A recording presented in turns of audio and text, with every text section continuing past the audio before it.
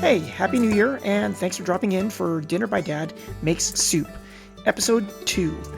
Last time we made a delicious cream of mushroom soup. This week we're taking a stab at making curried parsnip. You've never heard of curried parsnip soup, you say? Well, neither had I, but parsnips are in season and they're tasty, and I really love curry, so we're going to give it a shot. As for next week, I have no idea, so if you have a soup you'd like to see, put it in the comments. All that said, you're probably wondering why I'm shelling this big old pile of pistachios. These are going to be the garnish. The soup itself is very, very simple, so I thought I'd zhuzh it up with a crunchy, spicy topping, which I'm going to get out of the way first. I need about a cup of pistachios in total.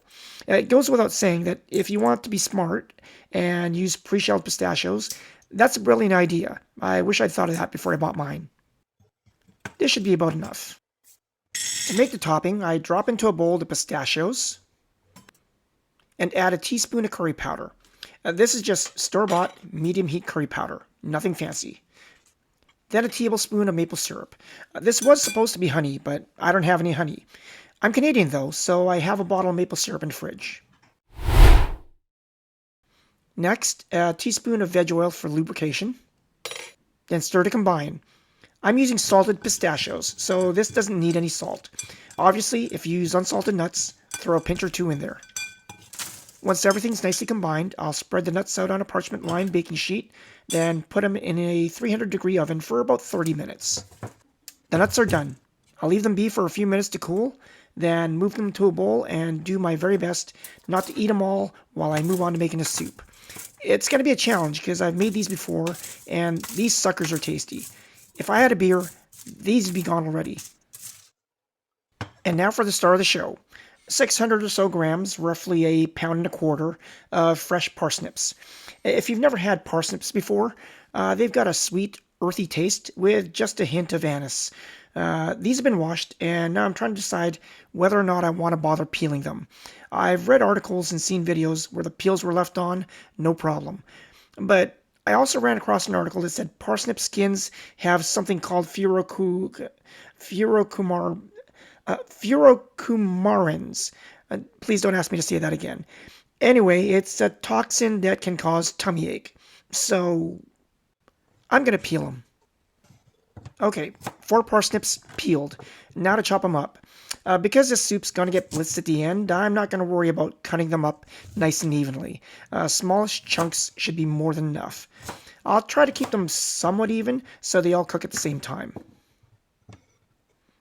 If you've got big parsnips and you find the core, this thing, seems particularly tough or thick, you can cut it out. Mine aren't too bad, so I'm going to leave them in. I'm going to keep going here. I'll catch up with you again once these are all done. The parsnips are finished, and it's time to move on to the other ingredients. First is a large onion, roughly chopped. And 1 fat clove of garlic, which I'm just going to smash and peel. No need to work it further. It's going to get blitzed along with the parsnips and onion.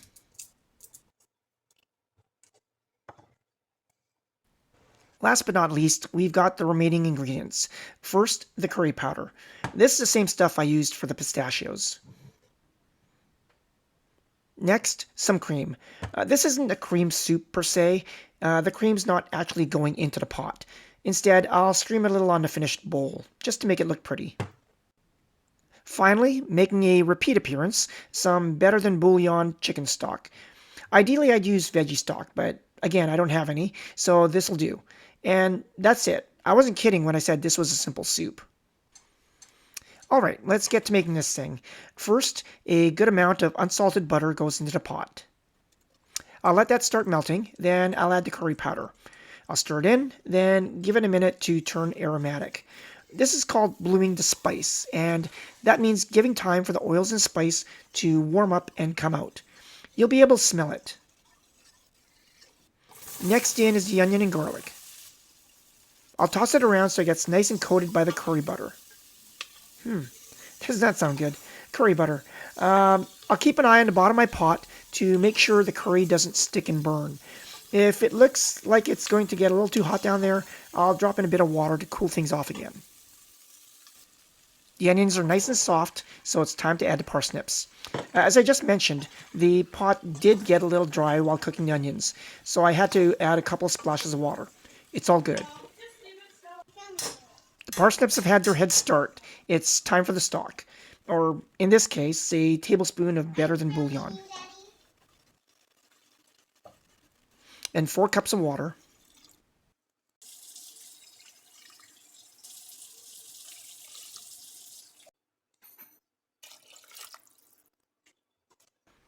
On goes the lid, and this will simmer for about 30 minutes. The soup's looking good. I've had the lid off for the last few minutes to let it reduce a bit. Let me just check a parsnip. Yep, tender but not mushy. I'm very happy with that. It's time to blitz this thing.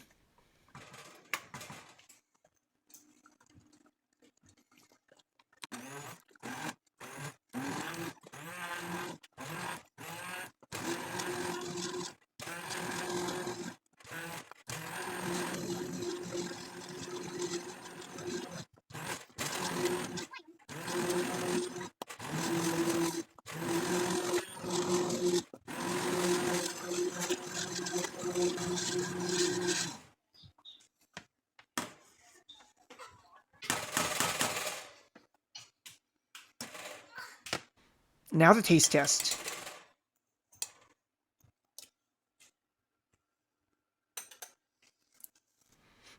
Pretty good. Maybe a bit of salt. And pepper, of course.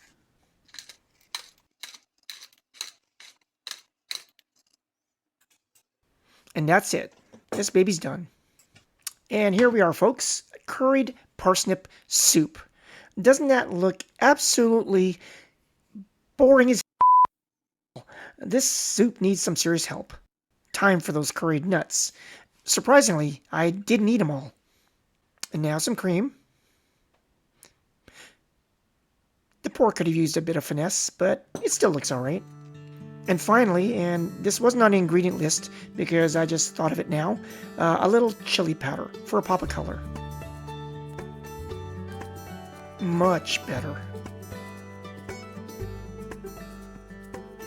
Alright, let's give this a taste. Make sure I get a little bit of everything. That's not bad at all. Sweet with just a little spice. It doesn't feel at all like I'm just eating a bowl of curry. Alright, I'm gonna finish this soup. You go off and make your own. Before you go, remember to hit the like and subscribe buttons, and I'll see you next week.